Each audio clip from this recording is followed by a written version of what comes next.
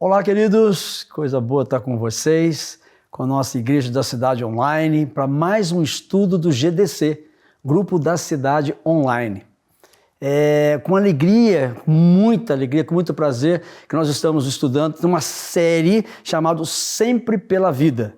Hoje nós vamos para o terceiro estudo e o tema de hoje é Juntos contra a Dependência Química. Junto contra a Dependência Química. Falamos de Sempre pela Vida, pensamos sobre isso e já começamos nosso estudo daquilo que está citando em Gênesis capítulo 2, versículo 7. Olha o que diz a Bíblia, olha o que diz a palavra do Senhor. Então o Senhor Deus formou o homem do pó da terra e soprou em suas narinas o fôlego de vida e o homem se tornou ser vivente. Aqui a gente vê que o próprio Deus sopra o seu espírito, o poder do sopro de fôlego de vida para o homem viver, para o homem ter vida na terra. Fala que já está dizendo que o próprio Deus é o autor da vida. O próprio Senhor é o autor também sustentador. Se formos em Hebreus capítulo 2, versículo 10, fala que ele é o próprio sustentador da vida. Se nós formos em 1 Samuel 2, 6, vai falar que ele é o poderoso sobre a vida e sobre a morte. Fôlego de vida, vida em Deus, vida no Senhor, aquilo que trouxe a existência e pelo seu próprio fôlego traz para nós vida, sendo ele autor e sustentador, fonte de toda a vida. O próprio pastor Carlito diz assim, o nosso querido pastor, ele fala de uma maneira muito clara, dizendo assim, a respeito desse propósito da nossa vida. A pior tragédia não é a morte. O pastor Carlito diz, a pior tragédia não é a morte, mas uma vida sem propósitos. Quando nós entendemos que nós nascemos para adorar a Deus e para servir pessoas. Ele estabeleceu esse padrão, o próprio Senhor estabeleceu um padrão de vida e esse propósito já é preparado para cada um de nós, para cada indivíduo. A plenitude da nossa vida, a plenitude daquilo que nós temos no Senhor, daquilo que é pleno, é íntegro, total, né? É a soma de tudo, porque nós nascemos neste mundo com uma missão, nós temos um chamado, nós temos um propósito. Nós só precisamos entender que encontramos na vida o objetivo principal da nossa própria existência, realizando esses propósitos. Tem um capítulo na palavra, no Evangelho de Jesus, no Evangelho de João, o capítulo 10 fala dessa conexão de pastor-ovelha, vida, sustento, cuidado, eu sou a porta do aprisco, eu sou o bom pastor. E no capítulo 10 de João, e o versículo 10, ele diz, eu vim para que tenham vida, e tenham plenamente, e tenham com abundância. Esse capítulo falando dessa intimidade de vida, vida íntegra, vida abundante, 4 capítulos depois, João 14, versículo 6, o Senhor se revela mais uma vez. Então, se ele disse, eu sou a porta, eu sou o bom pastor, né? E agora ele fala em João 14, 6, dizendo, eu sou o caminho, eu sou a verdade, eu sou a vida. Então, entendendo esse processo de um propósito que Deus tem com a gente, e o próprio Jesus traz para nós essa autoria, essa marca desse poder que ele tem sobre a vida e sobre a morte, está dizendo para nós que nós temos que dar valor para a nossa vida. Eu venho de uma família onde eu tive um pai que teve uma dependência química, meu pai foi alcoólatra e judiou muito do corpo dele.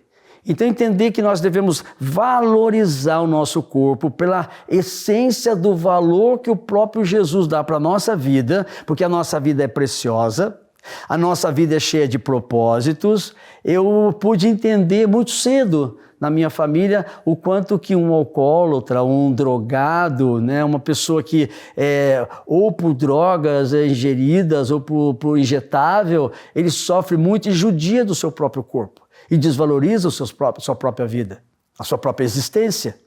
Então ter cuidado com a nossa vida, cuidar bem dessa vida é um ato de boa mordomia, é um ato de responsabilidade. Porque com um vício ou com uma dependência química, nós trazemos malefícios. seja ele biológico ou espiritual, são inúmeros, né? São pensamentos que divagam, são pensamentos que a gente se atordoa, são insônias. Um vício pode trazer sérios problemas no nosso metabolismo, no nosso equilíbrio, nossa qualidade de vida. Então nós nos tornamos vulneráveis em consequência de uma dependência química ou de um vício, nós vamos tendo sérios problemas com a nossa qualidade de vida. Então, para ficar livre da dependência química, eu vou trazer para vocês 3 pontos, para a gente avaliar um pouquinho a respeito da... Se nós lemos aqui em Gênesis que o Senhor trouxe o fôlego de vida, estamos entendendo que o próprio Jesus revela isso, Paulo também revela isso, quando nós entendemos que ele fala a respeito de vida e vida abençoada, de vida saudável com o Senhor. Como buscar então, como achar realmente um caminho de liberdade de uma dependência química? Vamos lá, primeiro, para ficar livre da dependência química, primeira coisa, busque a sabedoria. Busque a sabedoria. Provérbios 21. O vinho produz zombadores. O álcool leva às brigas. Quem é dominado pela bebida não é sábio. E o quanto que esse descuido ou essas amarras de um vício vai trazendo consequências sérias. Eu falei para vocês do meu pai, mas não é só ele sofria, mas como toda a família, eu sempre digo isso, né? Quem tem um codependente, ou tem uma pessoa que é dependente químico, ou um alcoólatra, ou uma pessoa drogada, vira um problema social, vira um problema de toda a família, todo mundo sofre. Então buscar essa sabedoria, ou entender dessa sabedoria, é se manter longe do abismo. Sabedoria vai fazer com que você se livre do precipício. Você se livrar de um vício, essa sabedoria que é madura. Então, o primeiro passo para buscar a sabedoria é fugir da tolice. Mais ainda, e para fugir da tolice é necessário estabelecer limites. Além de você saber o que é certo e o que é errado, você vai começando agora a tomar cuidado com aquilo que está em sua volta. A prudência te leva além dos limites da queda, o cuidado. E ela é a sabedoria madura. A prudência é uma sabedoria equilibrada, pois estabelece marcos que mantêm você longe do perigo. Então guarda isso no coração. Para você realmente experimentar a tolice, basta um encontro, basta o primeiro gole, basta a primeira picada, basta a primeira baforada. Para você experimentar a tolice, basta só ter uma oportunidade, um encontro. Para experimentar a sabedoria, não. É necessário ter aliança, é necessário ter compromisso, é necessário... porque a primeira, que é a tolice, ela mesmo, a primeira, te procura.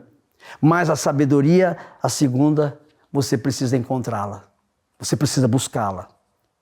Então é muito sério estabelecer limites. Além de tudo isso, você entender que a prudência vai te levar para longe dos seus perigos. Segundo, para você se livrar da dependência química, ocupe sua mente com o pensamento do alto. Vá para um outro nível de pensamento.